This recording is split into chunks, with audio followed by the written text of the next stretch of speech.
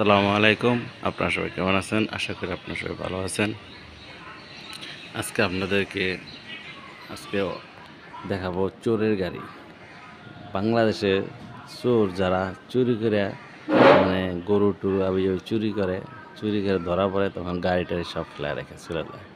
তো আজকে আমাদের এখানে থানায় এই মাদারগঞ্জ মডেল থানায় 5টা গাড়ি আছে, ট্রাক। সেই ট্রাকগুলো সাধারণত চোরের গাড়ি। চলেন আপনাদেরকে দেখাই।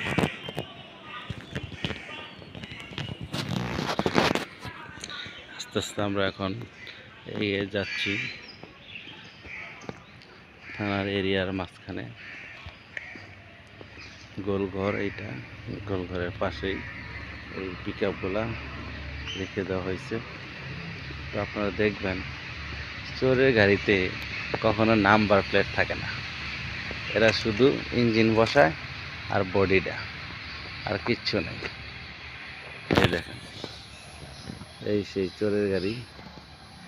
দেখেন সামনে কোনো নাম্বার টাম্বার কিচ্ছু নেই। এই একটা গাড়ি চোরে, তার ওই একটা, এই একটা।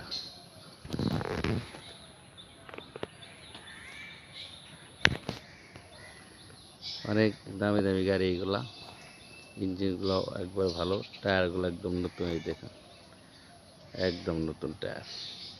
এগুলাই যে গরু চুরি করে নিয়ে যাওয়ার সময় তারা এই জনগণের সাথে ধরা পড়ে এবং পুলিশও দৌড়ায় ধরছে এগুলা। পুলিশ যখন দৌড়ায় ধরে তখন ওনারা গাড়ি রেখে সব পালিয়ে যায়। জীবন বাঁচা ফরজ। ওই একটা মাটির গাড়ির মতো, আর এইগুলা।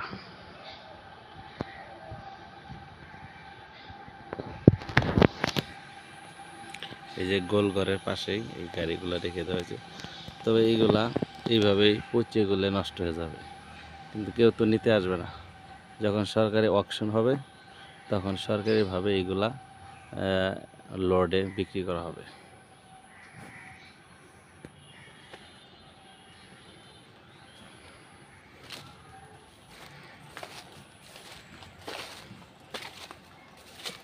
দেখেন কি সুন্দর সুন্দর গাড়ি, একবারে নিউ গাড়িগুলা।